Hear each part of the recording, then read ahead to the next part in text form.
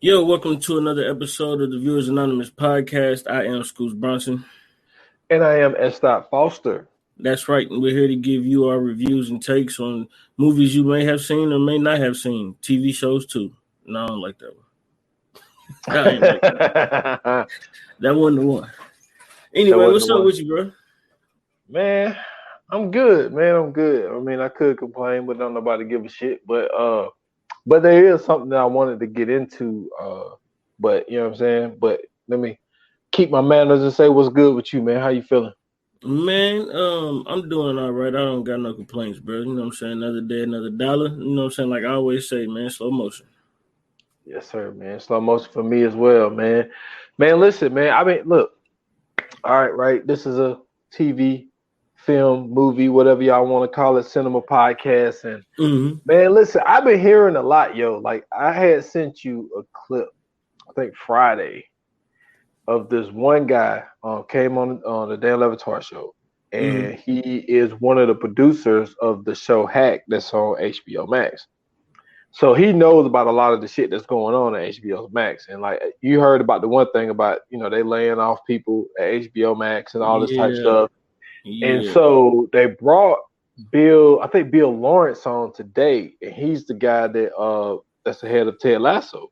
And so he got to talking about these streaming services and like, the HBO Max laying off, the whole dilemma thing that's going on with Netflix and then there was also talking about Apple TV. There was like Apple TV kind of got this thing going where it's like they're looking at it like we only giving you certain type of material. Like we ain't saturating our shows and the movies that we put on here. Like they stuff is like they whole thing is like we're not trying to satisfy everybody. Like Netflix has a thing where they're trying to keep everybody happy. So you have a whole bunch of movies on there, and that's why we see, some of the stuff that we have a problem with. Now, what you said, whenever I find the time, I'm gonna do what you said. I'm gonna try to start, liking and disliking stuff and all of that type of stuff. But I mean, just from hearing these executives, like the people that are like in these rooms that really know what's going on,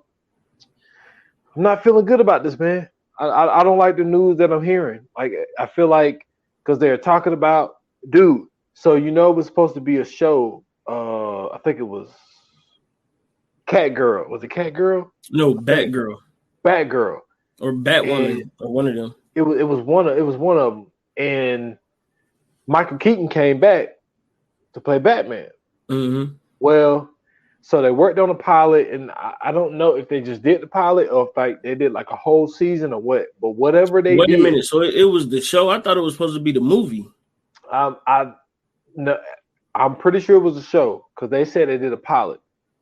Oh. So apparently something happened. I don't know if it was something with the budget or what it was. Yeah, they scrapped it. Yeah, they completely scrapped it, and they said they scrapped. Not to cut you off, but they scrapped Batwoman and they scrapped it's supposed to be a new animated Scooby-Doo movie that was coming out too. They scrapped that too.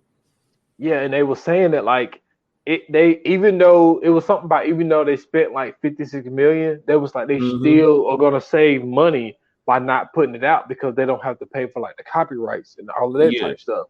So it's just like I don't like what I'm hearing, man. It's like we are paying for all these streaming services, and it's like, and we want content. Now, the great thing about what we do, we don't always need new content. I mean, this is a 1989 movie that we're doing today, so we don't necessarily need all the new content. But I don't know, man. Like, how you feeling about like some of the stuff that's going around? Well, I mean, I'm not really surprised. Only reason I say I'm not really surprised is because, truthfully, the DC lane wasn't a big thing for Warner Brothers, and I know that's a huge part of the HBO Max category. That's what like the Matrix and everybody like that is under. That's why they were able to release all those films out on HBO Max during the pandemic, was because they had Warner Brothers under their umbrella.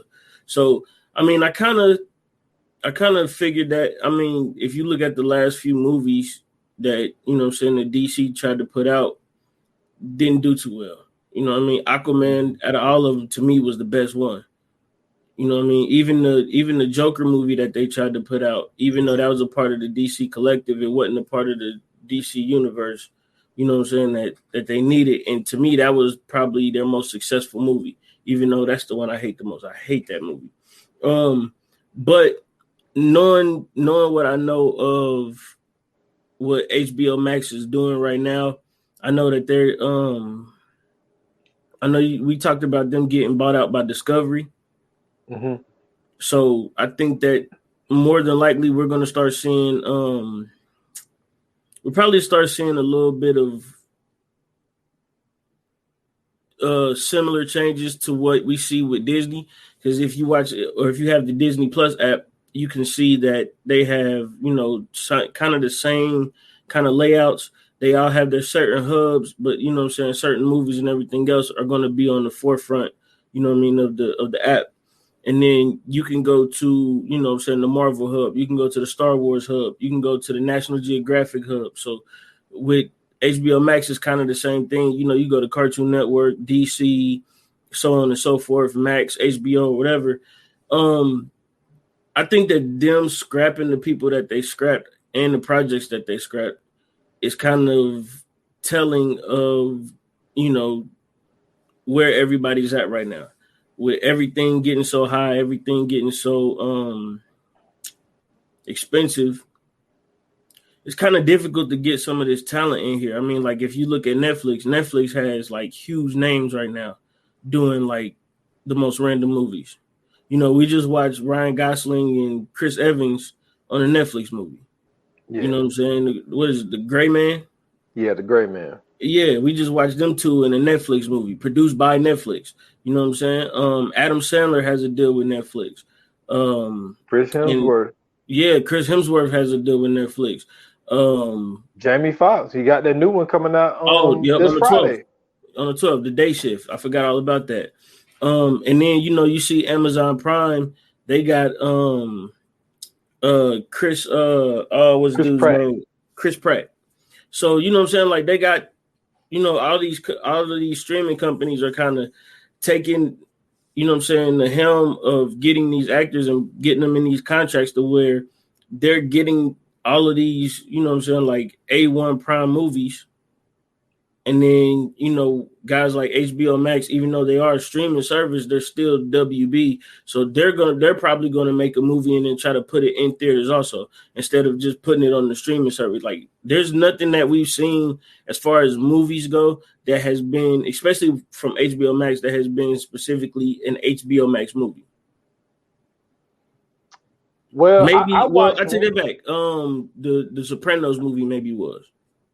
That I think that was no. Well, I think that was more Warner Brothers, but what was actually a HBO movie.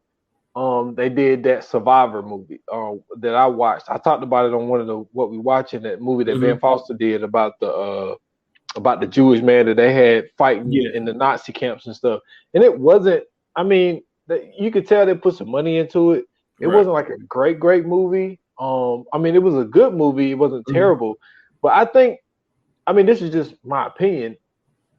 I think what ended up happening was when they did the Warner Brothers deal, where they put out a movie, it was pretty much like every Friday.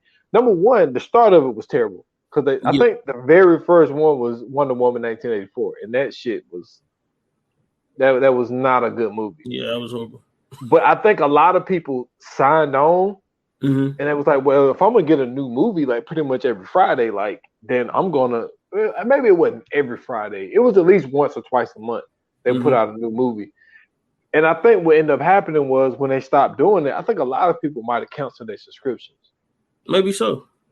And I don't know if they're gonna, which I doubt it, because now we're seeing that like people are actually going back to the box office. So, you know, it seems like, you know, people are starting to go back to the movies. Like, you know, I went, you know, the other week to go see The Nope. So like people are going back to the movies.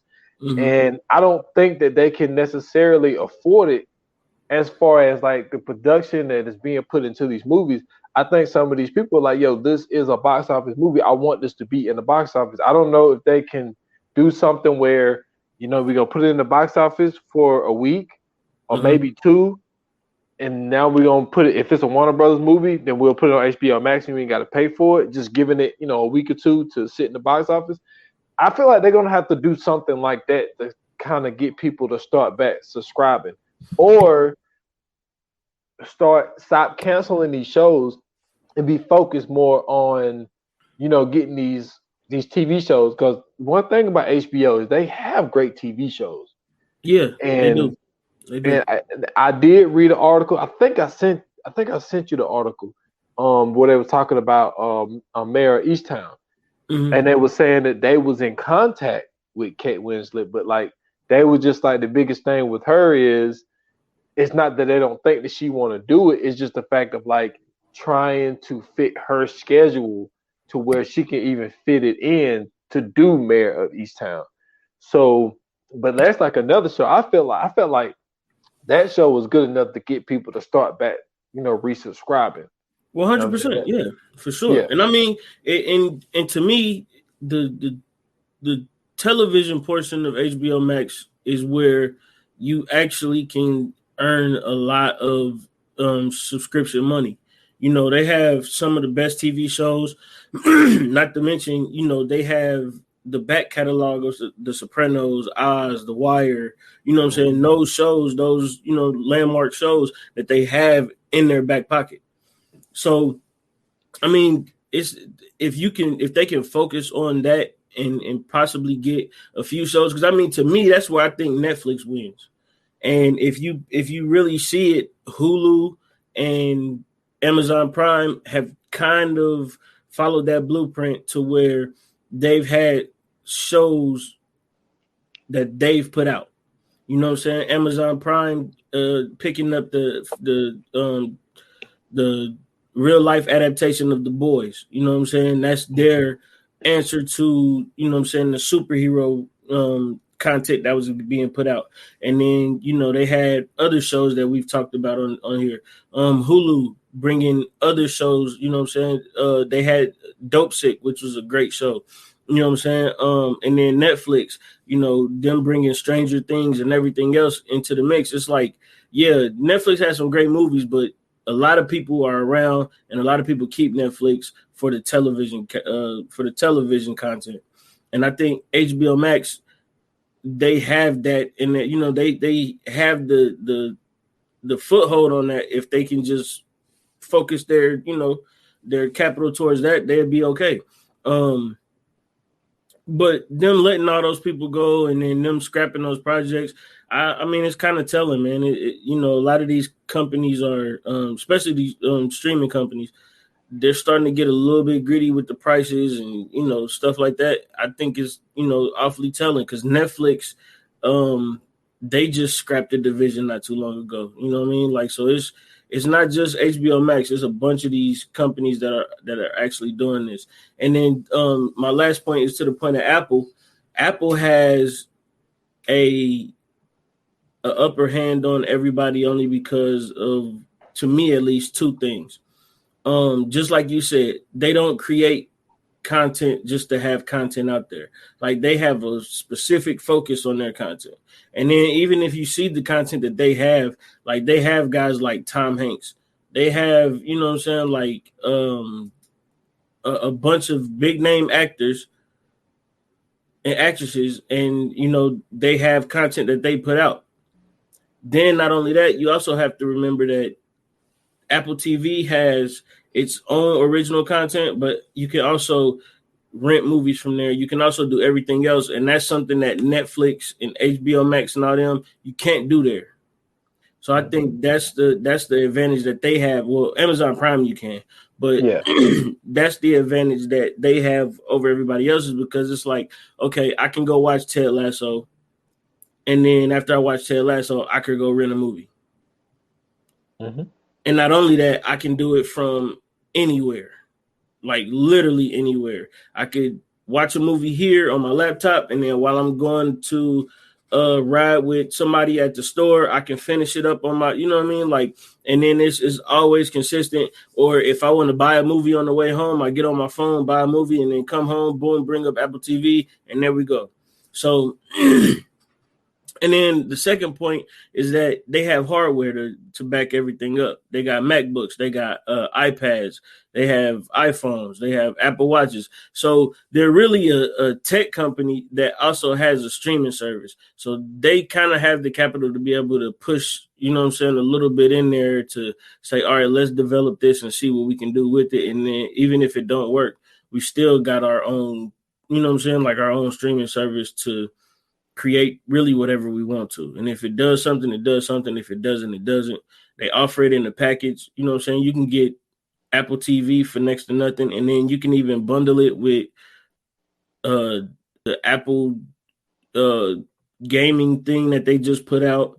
They also have the Apple One service where it bundles everything up as far as Apple services into one big thing. You get iCloud, Apple TV, the gaming service, and all that other stuff for one price. So it's like they have a foothold on everything right now, and it's like I've been saying, if people don't pay attention, or these other companies don't pay attention, Apple will surely be over the mark, because I've had a few what we watchings, and they have been Apple products.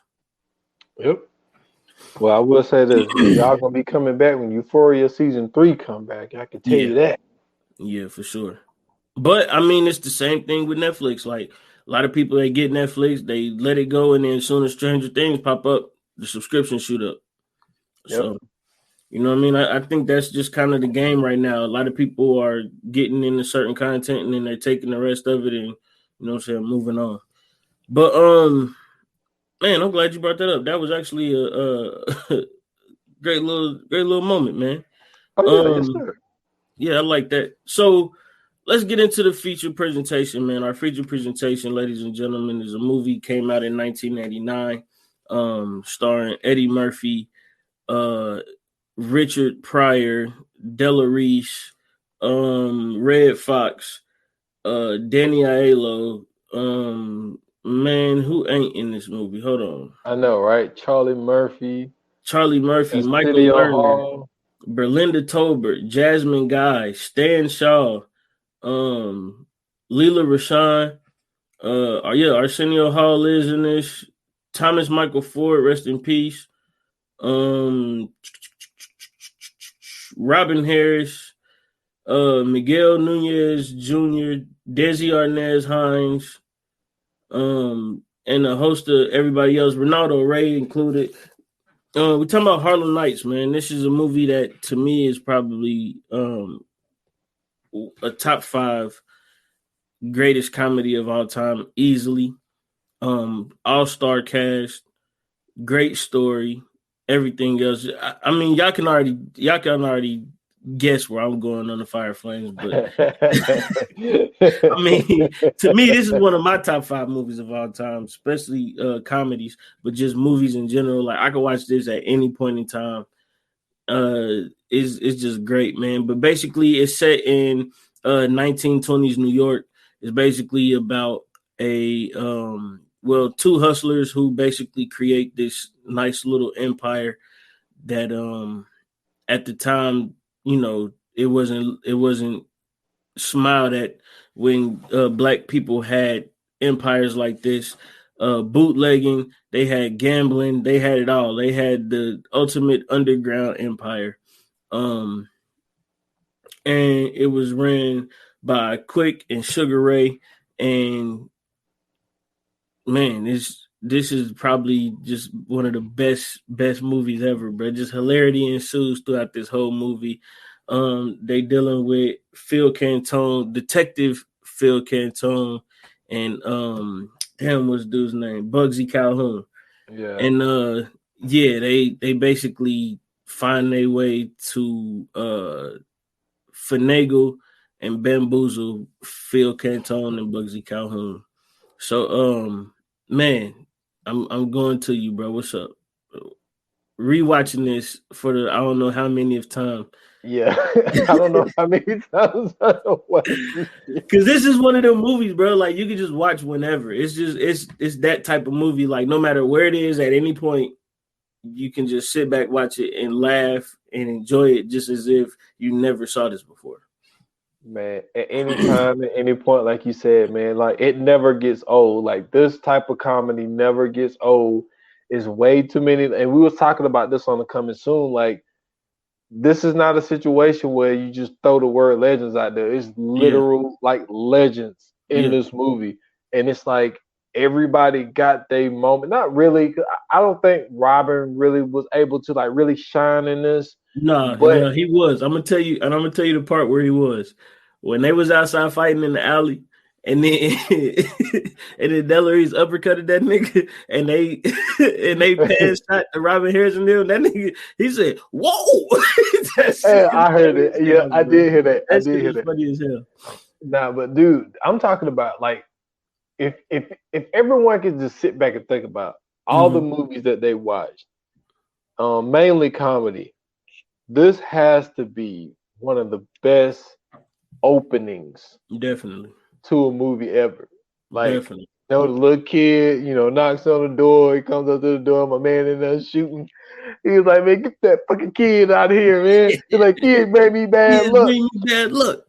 Hey, he said, come on, Six, with your funky ass. Yeah. I've been waiting for you all night. Baby need new shoes. Wife want to go shopping. He said, he said, do you need a tooth? You need a new tooth.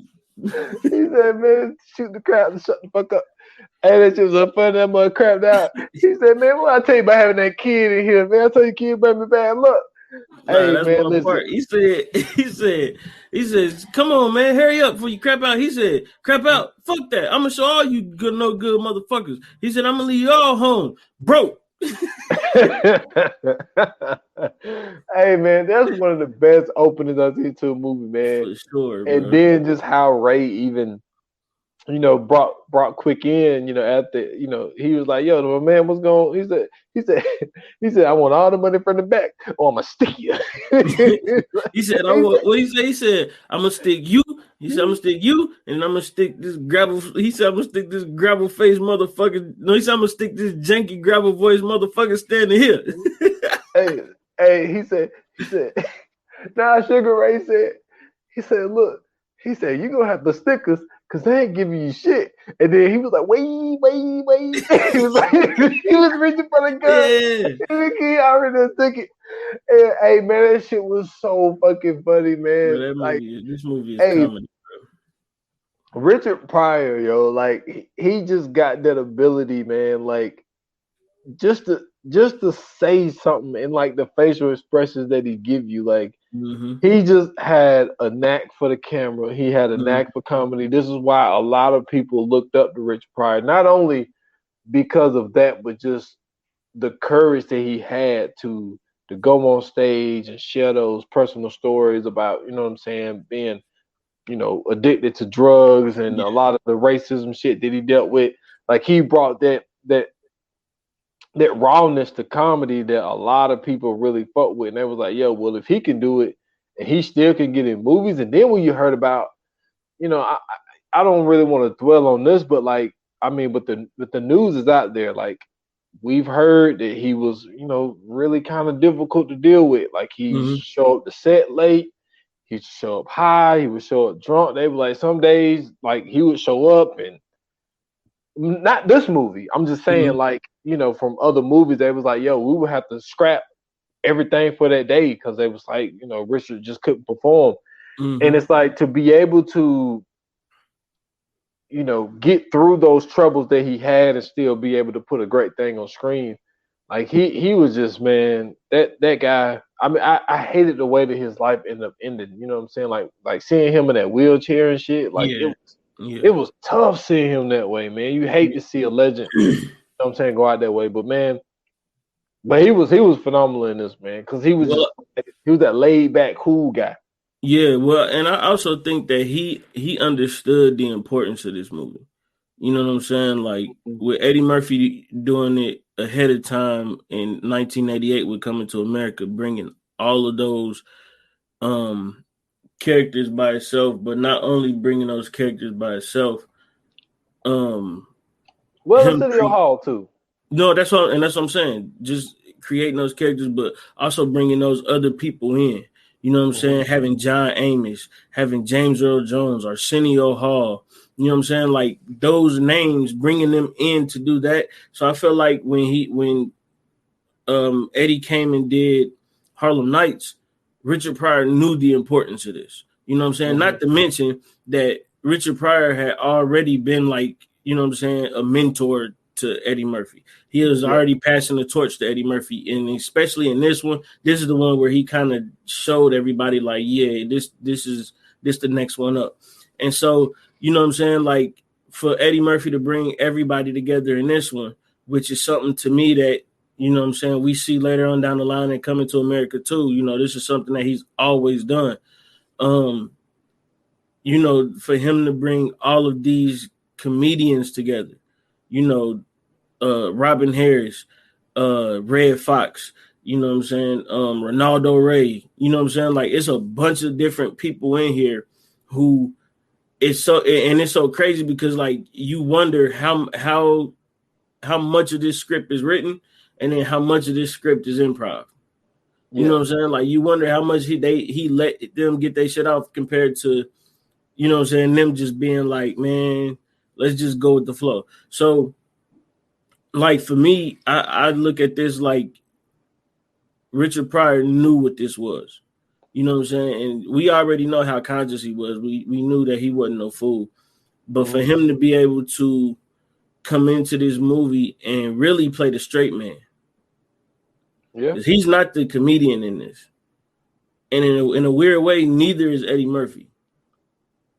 Yeah, like he basically like obviously he has his moments where he would say something that's that's funny, but he wasn't like you said, like he wasn't really improvising like jokes. Like he would just have like little funny little sayings like here and there and all this little stuff like that. But even the people that was I mean I'm pretty sure they got a credit, but they didn't have like a character name like when like when people was complaining about Benny when he wouldn't have his glasses on. Oh yeah. And they was shooting, he was like 6. He was like, man, are you blind? He was like, man, hey motherfucker. Like even those dudes was like funny, like and then they started laughing at when he put the glasses on. That said, I ain't gonna be too many more motherfuckers. Yeah.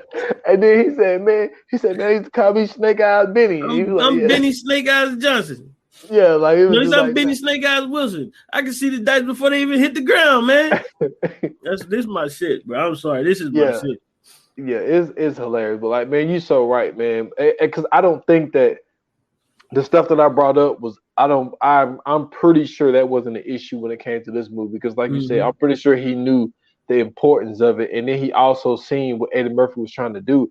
And I don't think we get comedy movies like this anymore. Right. Now we seen what's my man name? Sylvester Stallone do it with action.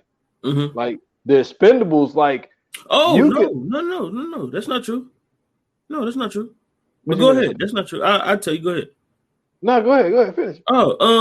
So you right with the Expendables thing, how they brought in like all the action guys and made one movie, but this is what I was talking about on the Coming Soon is, you know, even though we didn't see this in Black Hollywood, but we had guys like Seth Rogen, Jonah Hill, Paul Rudd, the new Rat James Pack. Franco. Yeah, the new Rat Pack, man. Like they came in and they really kind of took that model and they did their thing. Before that, we seen Adam Sandler. He was bringing in Chris Rock, David Spade, Rob Schneider, Kevin James. So it's like we've seen this in a multitude of fashions. This isn't like something that was foreign. It's just to me at least, for Black Hollywood, this is one of the first times. Well, this is the first time we've kind of seen it. But also later on down the line, the only one I can remember is the only two I can remember is Welcome Home, Roscoe Jenkins, and Death at a Funeral. Yeah, Martin.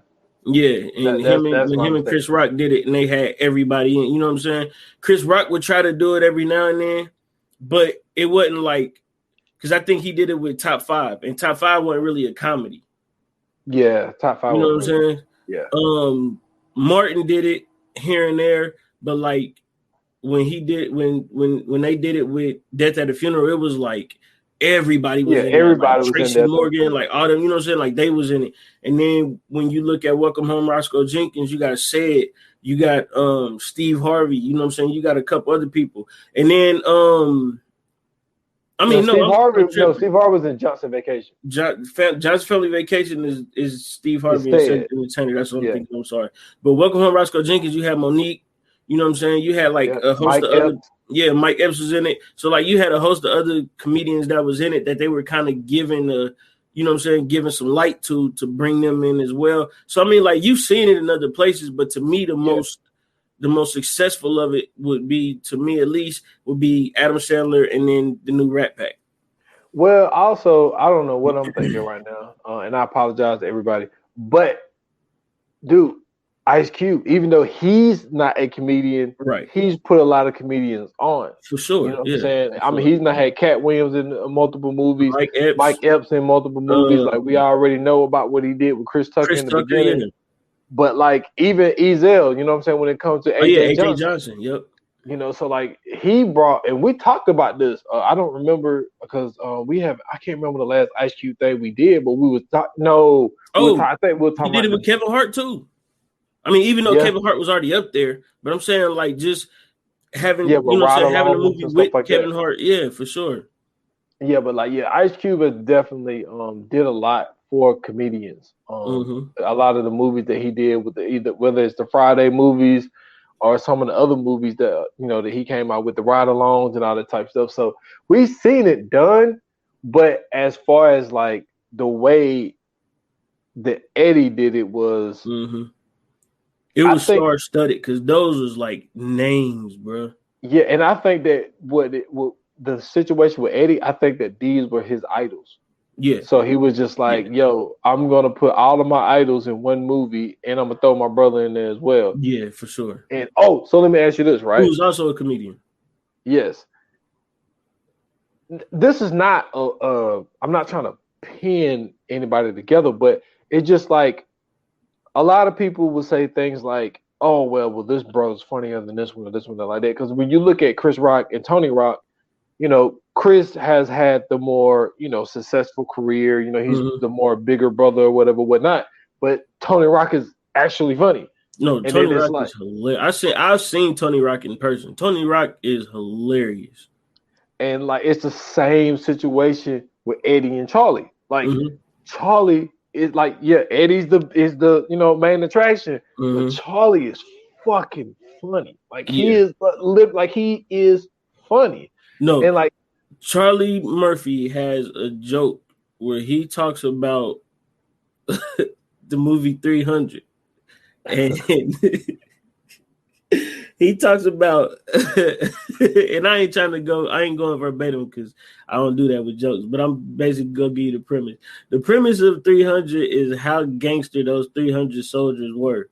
And not because they went out and fought against all these people and it was only 300 of them. He said the reason that they're so gangsters because basically they was doing butt naked sword fight. He said the niggas was out there. He said the niggas was out there with swords, shields, a helmet, and draws.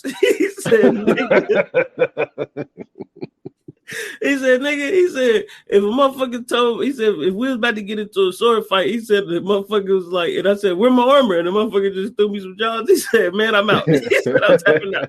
He said, them motherfuckers is out there tearing motherfuckers up. He said, in draws and tighty whities. It was like, he said, them some bad motherfuckers.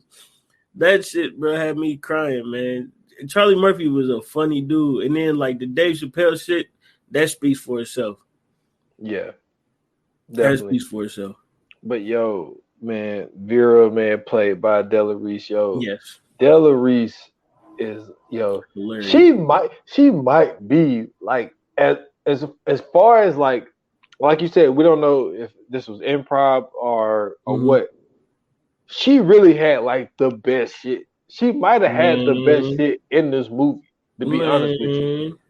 Man, when she said man, though, the all-time funny when she was like, she said, so you want to hit people with garbage cans. She said, now I got to cut you. And he's like, man, you better put that up. He said, "I'll shoot you." He's like, "I'll shoot that pinky toe right off." So now you want to shoot me in the pinky toe. That ain't nah. I'm gonna tell you my favorite part with Delarice, bro. My favorite part with Delarice is her and Red Fox, bro, when they at the house. Oh man. And she go in there and she be like, "Benny, I thought you said there was some hash in here." He said it is. He said in the third cabinet, middle shelf. So she look up, she said, "Benny, you blind motherfucker. This ain't no hash. This is tuna fish." He said, "Well, fix a motherfucking tuna fish." So then she started doing it. So he said, "You got my mouth all ready for some damn hash and eggs. Your blind ass can't even see this is goddamn tuna fish." So then she be like, something, "You blind motherfucker." He be like, "Oh, fuck you, fat bitch." And then the bird in the back be like, "Bah, fat bitch." So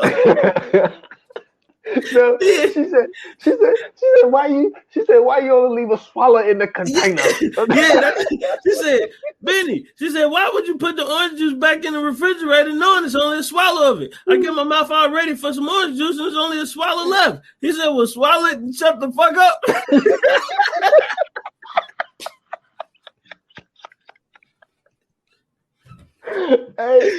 Hey, bro, when I tell you Delarice had me fucking crying in that scene, bro, because I know so many black ladies like that, bro. Yeah. Like, nigga, I'm trying to fix you something to eat. Why the fuck would you tell me? And then, like, when they see some shit like that, it's a little bit of juice in there. Why the fuck would you put that juice back? Like, nigga, I know that shit way too much, bro. That shit is just so fucking funny, bro. When I tell you that's my favorite scene in the fucking movie, and then every time you hear Red Fox go, "Fat bitch," the bird to go, "What? Fat bitch?" That shit is funny as fuck, man. Yo, I don't know. I think for me now, don't get me wrong. If that's not number one, it's number two, because it battles for me, man. For me, when they was chasing Quick after Quick left Tommy's house, and City Hall was in the back seat with that gun.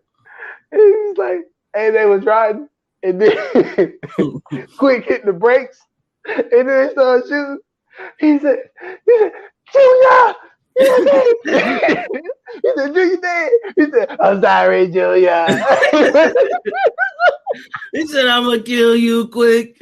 You shot my brother. I'm gonna get you. That shit funny. Hey, that shit was so funny. Then motherfuckers was lighting that goddamn shop up, bro.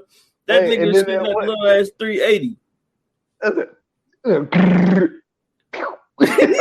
He said, "Quit shooting that little shit." Little shit ain't doing with the hat. Hey, that shit was so fucking funny, but like, I don't know, man. Like that scene that you said, it's up there. It's definitely top three. But man, that scene. This movie got so many of those moments, bro. Like when they was in the casino and shit, and the champ that came, bro, and he was like, "So champ," he was like, "You know what I'm saying? You ready? You gonna get out there and win?" He said,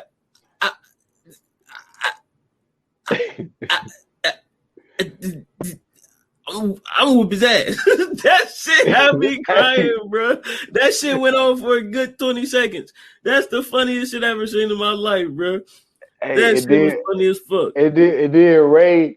He had. Oh, what did he say? He said something. He was like, he said something. I know what I'm saying. He was like, "I do now." And then,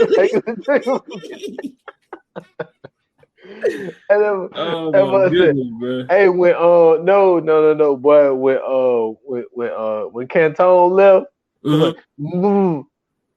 He was like, "I know." He was trying to call him a motherfucker. He couldn't get it out.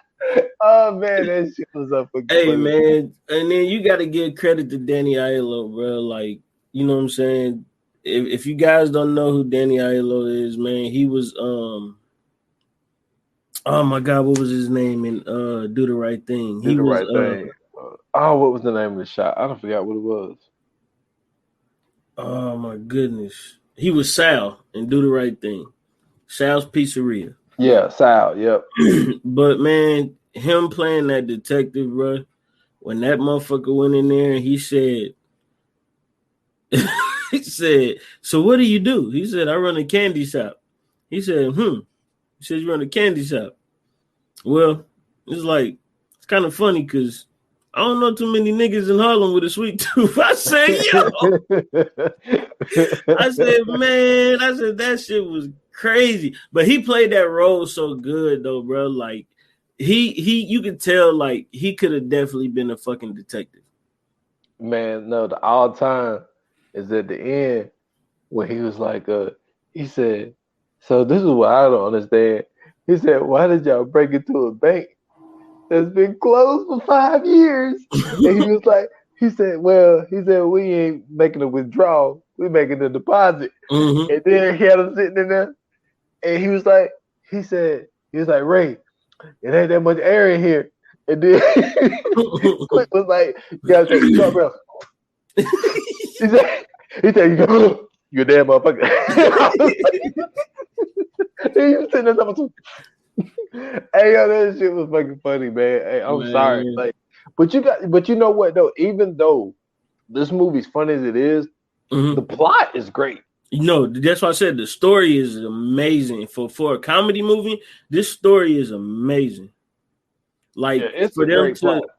for them to basically be, and then this is another dope thing too. At the time, bro, this is 1989. This is a movie where the black people actually win, bro. Yep. Like this is another reason to me why Eddie Murphy is one of the greats, is because like he was doing movies where black people were looked at in a positive light. Like Coming to America, bro, it was royalty. You know what I'm saying? Like even when they left Africa and Zamunda and came to America in New York, they had, you know what I'm saying, an older black dude that owned a barbershop. They had an older black dude who owned his own, you know what I'm saying, restaurant. Like, you know what I'm saying? They had a black dude who was, you know what I'm saying? His family owned the business with the hair. His family owned a hair. Yeah, like we don't see that anymore. Like we don't see those type of roles anymore. Like now we do, but everybody don't fuck with them. Like, cause every Tyler Perry movie, everybody's business owner. Man, that's not the same, bro. Tyler Perry get, and this. Hey, I'm glad you said that. So my mom was watching Diary of a Mad Black Woman, right? And we all know the classic Tyler Perry trope. Like he get the mean bald head black dude, dark skinned black dude, and then that's Will Harris' brother, man. Steve Harris. No, I'm talking about just the way he do his shit. It'd be like the mean dark skinned dude, and then you know what I'm saying, he beating up on the woman or he abusing the woman mentally, and then next thing you know, she go find like the light skinned savior dude, and they you know what I'm saying, find Jesus and live happily ever after, and then the dark skinned dude be all mad. But this is what I also noticed too, right? Mm-hmm. Those movies, right? A lot of them movies be with dark skinned women. Okay. Mm-hmm. This nigga make the light-skinned dude look like a savior and the light-skinned woman look bad. Because in Diary of a Mad Black Woman, when she had on that red dress in the beginning and he was about to come in and break up with her, he had the light-skinned lady that had like hella attitude come in too. And I said, oh, this nigga Tyler Perry think he slick. I seen what he doing. Man, you is wow. I'm just saying, watch that movie again, and you'll see what I'm talking about. Man, this dude right here. I don't even remember what point I was making. Another point, real quick. I'm sorry. Another point, real quick. Also, in Diary of a Mad Black Woman, the reason that she kept taking care of dude in that movie is because she almost killed that nigga, and he could have took her to court. Don't forget that. I definitely peep game. Soon as she almost killed that nigga and he almost drowned, she thought about it. She was like, damn, I go to jail for murder. She picked that nigga up and was taking care of him from there on out. But my fault. I think one last point on that. I think that what Tyler Perry is also trying to do with those movies is to show like, and then he also did it with Jill Scott. And Why Did I Get Married Too? Where bald-headed dude treated like shit, cheat on her with a lighter skinned lady, bald-head dark skinned dude. And then that's what I'm saying. Then he gets cancer, and then she goes to help. What he's trying to show is like, you know, black women are caring, they'll do. And then who did she end up with? She still went with the cop dude. Well, he died. You know but man, listen, this guy. let's get back on track. He threw a wrench in the thing because I think her new husband was dark skinned too. Yeah, he could be considered. He considered dark skinned. Yeah. But the movie I was gonna bring up, Boomerang. Yep. Everybody was executive. Man, another Eddie film. Eddie film. So, John Witherspoon was in it. Martin was in it. David Allen Greer. David Allen Greer was in it. Chris Rock was in it. Yep. Yeah.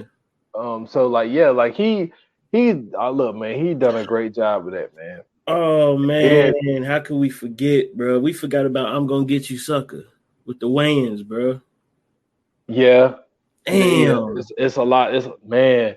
I mean, Jim Brown ain't him, but I'm just saying just as far as not just you know what I'm saying, just having a bunch of big name black actors and actresses in that joint. Yeah. You know what I'm saying? Yeah, he did that a lot, man. He did that with nigga had Isaac Hayes in there, bro. Yeah, Isaac Hayes. Fred Williamson was in there too, wasn't he? Fred the Hammer Williamson, he definitely was. Yeah, he was in that joint. His brother, Damon, was in it. Yep. You know what I'm saying? He was always getting beat up. So he was but now, like, yeah, he done it a lot too, man. Like, we definitely have like a lot of legends, man, who done a lot of shit. And it's just like, honestly, man, like when you really think about it, because like the way I would look at it is like, so Tony Dungy, right? Tony Dungy, for the people who don't know, legendary Hall of Fame coach. Tony Dungy, Super Bowl champion coach. Don't forget Super Bowl champion coach. First black coach to win the Super Bowl. Yes, sir. And the thing that makes Tony Dungy, when it comes in a football sense, one of the greatest coaches ever, is the fact of his coaching tree. Yep. Tony Dungy knew how important it was to hire a lot of black staff, and if it wasn't for Tony Dungy, the coach that he played against in that Super Bowl was Lovie Smith. Lovie Smith was on his own thing. Yep. Mike Tomlin is one of his. Raheem Morris is one of his. Like, pretty much almost, especially maybe not as of late, but when you're thinking about a decade ago, every black coach you saw in the NFL coached under Tony Dungy. I bring up that point to say Eddie Murphy is kind of like the Tony Dungy. And then you look at his tree, like Martin created his own tree. What's his name? Damon. Not Damon, his brother. Keenan. No, Keenan. Keenan started his own tree, even though most of his tree was actually his family. Yeah. But like, you know what I'm saying? Not really, because you got to think about it.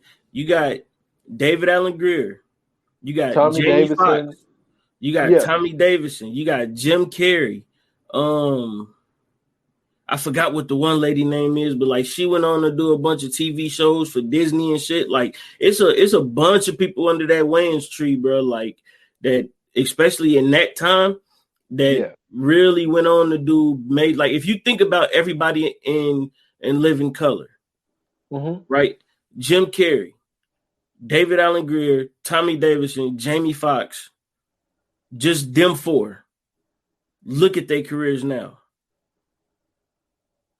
Like, or at least even a decade ago, because some of them aren't as active. No, I'm not even talking about like as far as being active. I'm just saying like look at what they've done. Like Tommy Davidson and Jim Carrey, you know what I'm saying, being in Ace Ventura together in Pet Detective 2. I mean Jim Carrey, he went off and he killed it. Look at Jamie Foxx. He's the last one that's still doing shit still. But I mean, like, look at what he's been able to do. You know what I'm saying? David Allen Greer, he's been in all kind of shit. Like they've either always been working or whatever they worked in has went on to do unsurmountable shit. You know what I'm saying? Like, so that tree in itself, like that's a very large tree. Yeah, we got some people that are out there, man, and like we spoke, even though he's not a comedian like Ice Cube, because I feel like when it comes to John Witherspoon, he's had, John Witherspoon been doing work for decades, John Witherspoon really come up under Richard Pryor. Yeah, but like the resurgence of him, like what Friday did for John Witherspoon, like it brought that resurgence back to him to where it was just like, because if I'm not mistaken, was the Wayans Brothers show after Friday? That was It was before Friday, I before. believe. I think the It Wayans might have been brother before, before Friday. but what Friday did for him, man, was just like, you know what I'm saying. Even though he was in shit like, oh no, it was around the same time. It came out in 95. Oh, okay. And Friday was 95. Yeah, Friday. Well, Friday definitely did a lot more for him because the Wayans Bros show was on like the WB. So like a lot of people weren't really fucking with the WB except for us, for real.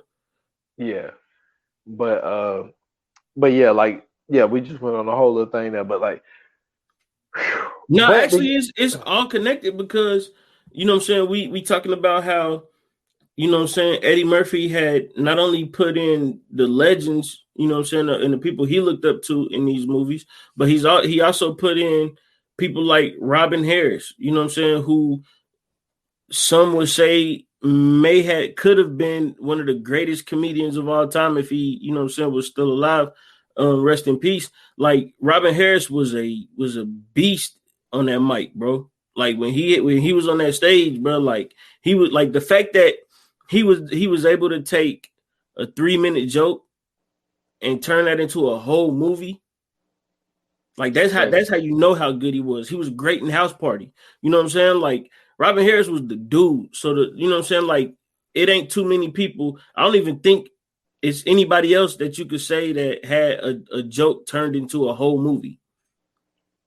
And I mean, and that movie stands the test of time. Like, dude, literally, my 12-year-old watches Baby Kids all the time. My kids love Bebe's Kids. You know what I'm saying? But I also think you have to be, you know what I mean, responsible as a parent. See, I told my old lady, I was like, look, your mama didn't raise you right. You know, there's some movies out there you ain't never seen. This is ridiculous. Like, this is some of the stuff you should be able to see. I made sure, like, yo, come in here. You know what I'm saying? We about to watch Baby's Kids. Like, this, like, I grew up on this movie. Like, this movie it's a classic and it's gonna stand the test of time. And it just sucks that he died at 36. Like to think like 36, and I know he looked older, but like he was only 36, people. But and then that's the crazy part, like, bro, he was just getting started. Like and a lot of people may not understand why I keep going to this point of him having that joke. Like what people don't understand about stand-up comedy is like to come up with a joke is already hard enough, right? But a joke like that is, for that to be a 3-minute joke in itself is already funny, because the joke in itself is funny because when this is him talking about Bebe's Kids. But to then turn that into a whole hour something movie, like you got a script, you got a premise, you got a plot. I mean, like he took 3 minutes worth of content and turned it into a whole hour thing. And really the genius behind the movie is that he's breaking down the joke. Yep. That's what makes it so much better, because it's not like he's telling you, you know what I'm saying, this story and it's just like this random story. No, it's really him breaking down the Baby Kid joke. And that just when I found out what the whole point behind it was, it just made it that much better to me.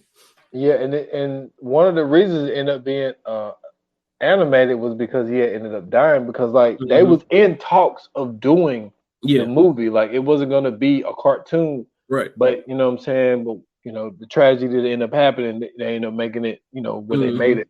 But like, yeah, like you're right. But another one, man, Arsenio Hall. Like a lot of people know Arsenio Hall from, you know, him having his own TV show, and that itself was so important to the culture. Like the guests that he brought on, the music that he played. He was the only black face on late night TV.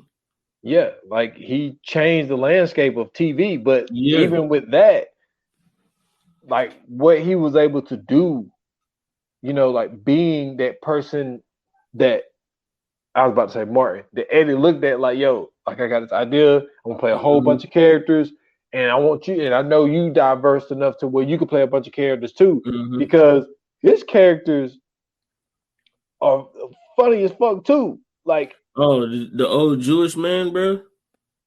Come on, bro. No, Eddie is the old Jewish man. He was the one that always ate. He was the one that had the white beard. He was always eating. Oh yeah. That's right. I am tripping. That is Eddie Murphy. Yeah, you're right. It is Eddie Murphy. But yeah, like Arsenio, man, like a lot of the ones that he played in this one, like Arsenio, that he wasn't even being in the car, like crying the whole time, like he still, what I'm saying, was able to still that scene. But like this movie, man, and I hate Tommy got fucked up. And it was funny because when he walked in there, he was like, whoa. Hey, he was like, somebody fucked you up. He was like, I'm gonna get out of here and let you sit here and and think about what you did. Yeah, think about what you did. Hey, that shit was funny. Hey, bro, that nigga's sick, man. He's very sick. Man, listen, bro. From them talking about, you know what I'm saying. First and foremost, bro, this is how funny this whole shit is. These niggas ran a casino, and then they ran numbers, and on top of that, they ran the whorehouse. all in one fucking thing, bro. All the time when they was going over the numbers. Oh yeah. So they said bring Vera fat ass in here. He was like what he said, what y'all pull in? She was like, oh, we pull about 200. He was like 200. She was like, all my hoes is honest.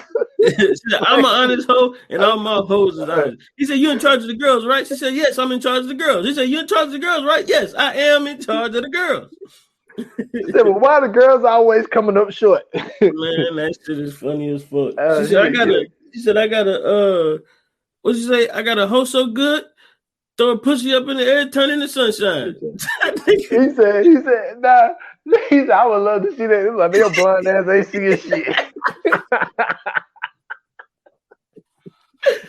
Hey, man, put your mama on the phone. No, boy, Richie all time, boy. Put your mama on the phone. Hey, put your mama on the phone. Honey, yeah, I'm never coming home again. Tell the kids I love them.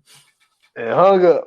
Man, listen. Oh man, that is the all time, boy. Man, that shit was crazy, bro. Hey, Richie told her, he said, you got in the car with you? That Lady Harry. He said, you could have told me your last name was Heroin. He was like, just because it's your last name don't mean you got to sell it.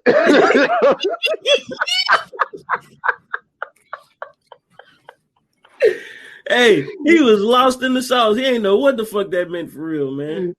Oh man, that was so funny. Hey man, when she got a name like Heroin, that shit got to be good, man. Man, fire, but that's beyond fire, boy. Man, listen, shit, that was so good. Throw it up in the air, turn into sunshine. Whew. But you know how many times motherfuckers use that in raps and shit, bro? J. Cole used that shit before, bro. That's how long standing and fire this movie is, bro. The fact that J. Cole used one of these I'm about to say one of these lyrics, one of these parts in his lyrics. You know what I'm saying? That's dope as fuck, bro. But I mean, like, it just go to show you just how great this movie is, how long standing this movie is. You know what I'm saying? Like, it's just one of those ones that, like I said, it's just is gonna last the test of time because of because of how well the cast was put together. You know what I'm saying? Just the experience that they all had already, and then you put them all together. Like, if you put a bunch of funny motherfuckers in the room, bro, that shit is going to be comedy no matter what. There's nothing you can do about that. You're going to laugh. Mm-hmm. And if you don't laugh, then you are not living. Your heart can't be beating and your brain can't be working. Because I don't care what you say. You put me in the room with a bunch of comedians, bro, I might not make it out. Man, I'm going to tell you the only thing that this movie's missing. Mm-hmm. Now, like I said, it ain't even really no reason. I mean, we're going to do it as a part of the show, but it ain't no reason to even really give this show. It really ain't. It really. That's why I said Fire everybody. Flame, because everybody knows this is a 5. But Facts. the thing is, what it's missing though, it's missing one thing. What's that? I wish they had the outtakes. Oh man, the blooper Man, reel. Oh man, my if they brought that god! out, If they find that shit got to be worth multi-millions. I'm talking about millions of dollars just for us to see the bloopers. What? Every time somebody busted out laughing in the middle of a scene and they had to restart, man, come on. There had to be a lot of them. It had to be. For sure. Come on, man. Now you want to shoot me in the pinky toe? Come on, man. You know, everybody had to bust out laughing on that shit. When that motherfucker said, shut up and swallow it. Man, I'd have been on the floor crying, bro. I would have been crying. Let me tell you something, bro. First and foremost, if anybody knows me, bro, they know Red Fox is my second favorite comedian. You know what I'm saying? They know that if you ever get a chance, I don't care what you're doing. If you love comedy, go listen to old Red Fox albums or go find old Red Fox stand-up on YouTube. When I tell you, man, this nigga was hilarious. This nigga got a joke about horse racing, but the names of the horses be like some crazy shit. Like one of the horses' name is My Dick. Hey man, like bro, this nigga is just like, to me, like if you look at like Red Fox, if you look at like Rodney Dangerfield, if you look at like Corey Holcomb, like them type of people, them motherfuckers, man, like to me, man, who else am I thinking of? Patrice O'Neal. He one of them too. Like all of them in that vein, like of just raunchy ass comedy. And it's not like, it ain't raunchy to the fact of like it's just disgusting. It's raunchy to the fact of this is some shit that you think and you want to say, but you just ain't bold enough to say it. These are the guys that basically are your conscience. You know what I'm saying? Like these are the guys that are the voices in your head. To me, these are the dudes that when you see somebody walking down the street with some shit that you know that they ain't supposed to be wearing, the shit that you thinking, that's the shit that they say. And those are the type of comedians that I usually, you know what I'm saying, veer towards. Like I like those type of comedians. But Red Fox, man, he was truly one of a kind. Like that dude, to me, like, man, I've been trying to find his vinyls for the longest. I cannot find them anywhere. I've been searching far and wide for them joints. But if I get a chance to get my hands on any of them, I swear to you, I'm gonna get them joints. I don't care what I got to go through to get them. If I got to steal them from somebody, I do it. But I'm telling you, bro, like his comedy to me is great. And then I know I told y'all, you know what I'm saying, I'm probably gonna get killed for this, but my favorite comedian of all time is Bill Cosby. Man, this is why I feel about that. Like, yeah, your personal taste is your personal taste. Oh no, for and sure. See, I used to be like that. Like when I would like give out my list and shit. Like the last list I did, like I gave like my top 5 Drake albums or whatever. And it's just like, well, at the end of the day, like it's my opinion. Like 100%. Yeah. Like if views ain't your number one, then it ain't your number one, but it's mine. So fuck you. Like you know what I'm saying? It's my opinion. But like Lou, that's just what it is. Like if Bill Cosby is your number one, if his humor is what, you know what I'm saying, did it for you, then it did it for you. Man, listen, I don't care what nobody say, bro. Go and watch Bill Cosby himself. It's not going to change your mind about how you feel about Bill Cosby or whatever, but you are going to laugh your ass off. When that nigga was talking about making breakfast in the morning with his family, bro, that is the funniest shit I've ever seen in my life, bro. This nigga was talking about giving his kids cake for breakfast and shit. Bro, that shit is comedy. That shit is funny as fuck. But yeah, you know what I'm saying? Like my all-time comedy list, man, like a lot of people, you know what I'm saying, they go Pryor number one, and rightfully so. I don't knock that. Richard Pryor is definitely in my top 5, but it's a real, it's like to see these guys on screen together. Richard Pryor, Eddie Murphy, Red Fox, Ronaldo Ray, Robin Harris, Charlie Murphy. Like, I don't think people really understand the the importance of this movie in itself. Like, this is something to where you may never be able to see these many stars on film together, and they all get certain, you know what I'm saying? They all get the time that they deserve. You know what I mean? Like, that's one of those things that you might not ever see again, as far as the way movies are made now, as far as the way movies are distributed now, how budgets are and all that shit. Like, we may never see that shit again. Like, I've been waiting for Kevin Hart to put a movie together with a bunch of comedians for the longest. Mm-hmm. And I know if anybody can do it, he definitely can. And he has a production company to do it as well too. So I would definitely love to see that. I mean, I think Kevin Hart is one of those guys who could kind of bring everybody together, and you know what I mean, and make that happen. I would love to see that. I would really love to see him have everybody. And I know Mike Epps kind of did something like that too with the Meet the Blacks, but it wasn't like, I don't know, man. It was cool, but it wasn't the same for me. But you know what I'm saying? Like, just the fact that you got guys out here that's trying to put other people on and put other people in those places, like, that's just dope as fuck to me.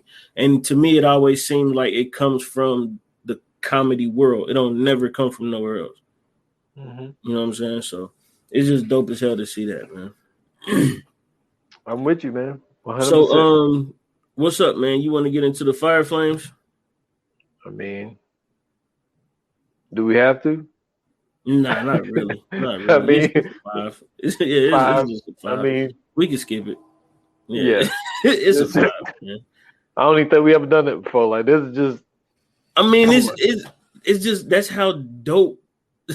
That's just how dope this fucking movie is, bro. Like, I don't think I've seen.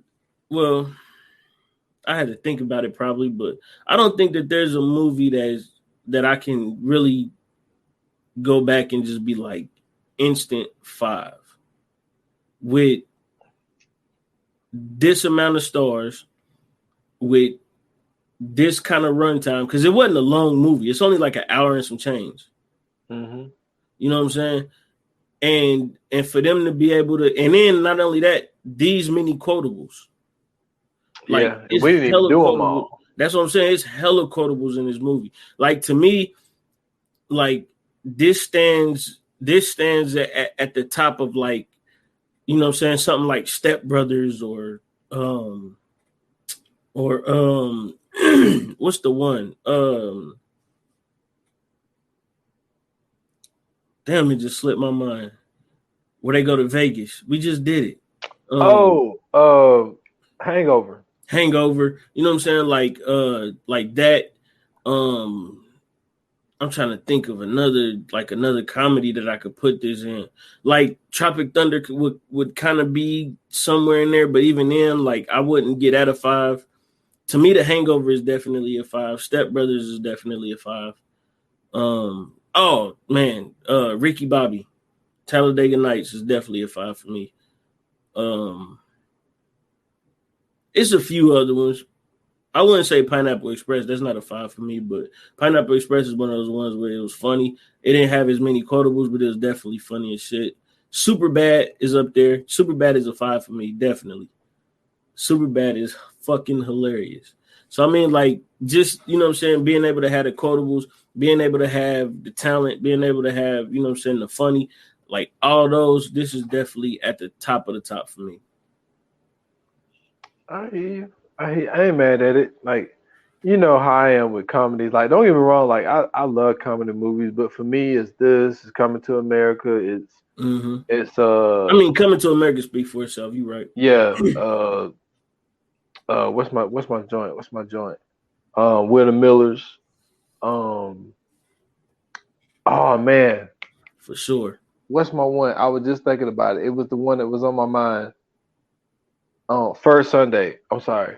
First Sunday is hilarious. I wouldn't give it a five, but that shit is fucking funny though.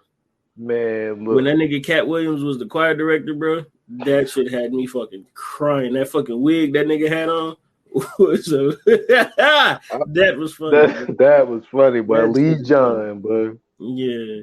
Nah. So you know what I'm saying? It's Cop Out with Tracy Morgan, Bruce Willis. That ain't a 5, but that shit is fucking comedy. Yeah, it's comedy. Yeah, that shit is fucking hilarious. That nigga Tracy Morgan, he don't get his just due either, man. He funny as shit. Well, all right, man. Let's go ahead and continue, man. Let's get into this coming soon. Excuse me. And man, this is another one of my favorites. I'm not gonna lie to you already. I'm gonna tell you, I'm giving this a 5. I'm sorry. I'm sorry. So don't expect nothing out of me on a Fire Flame tip, y'all. I'm giving this one a fucking 5. This is my shit. We talking about Gangs in New York, man. We got what is it? His name Daniel Day-Lewis. Daniel Day-Lewis, yeah. We got Cameron Diaz. We got Leonardo DiCaprio. I mean, it's a host of other people that we'll get into once we talk about it. But those three, man, they did their fucking thing in this movie. This was I've never seen nothing like this in a movie before. I know we talked about it when we did the Leo appreciation. Yeah, but yeah, we definitely gotta take a deep dive into this one. This that joint for me. Nah, I feel you, man. I fucks with it. I mean, I don't know if I'm gonna go out with your 5, but I fuck with Gangs in New York though, man. Yeah. It's a different type of movie, man. But I like this. I like the spin that they did on it. So, but we definitely gonna get into that, man, on the next episode. For sure, man. So, can't wait for that episode, you guys. You know what I'm saying? Stay tuned in. Stay, you know what I'm saying? Stay ready for that one. But if you like this podcast, if you enjoyed this podcast, if you enjoyed this episode, make sure you hit us up on our socials. You can find us on Instagram and Twitter at ViewAnon You can also find us on Facebook at VA Pod Watch Group. As for myself, you can find me on Twitter at Scoots Bronson. I have a link tree in the bio, and you can find me everywhere else there. Yeah, and y'all can find me at S.Foster8 on Instagram and Twitter, at 28 Minutes or Less Pod on IG.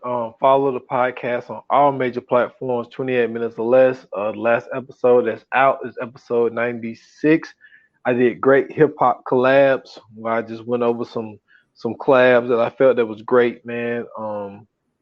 And also how I missed the compilation album joints with a record label with, you know what I'm saying, put their collective talent together and come out with an album, such as like, you know, MMG, Young Money did it, Kanye did it with Good Music. The latest was Dreamville.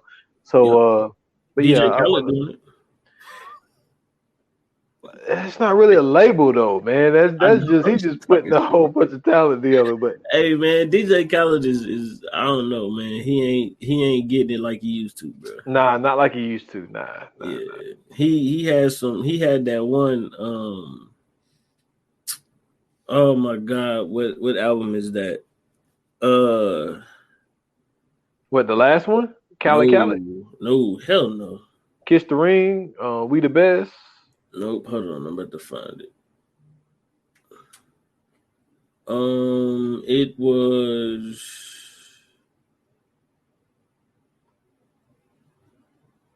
wait a minute. I gotta find it first. What album was that? Major Key. Oh, Major Key. Major Key was fire, bro. Major Key was fire. But yeah, man. So you know what I'm saying, you guys, you know what I'm saying, keep up with us, man. Thank you guys for tuning in. Thank you guys for listening. Make sure you subscribe to us if you haven't already.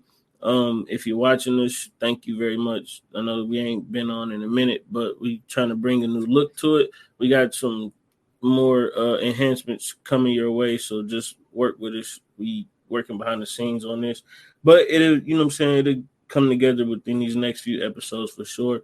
But until then, man, you know what I'm saying, keep, you know what I'm saying, your eyes open and your ears open for us. And like they say in Hollywood, man, that is a wrap. Cut.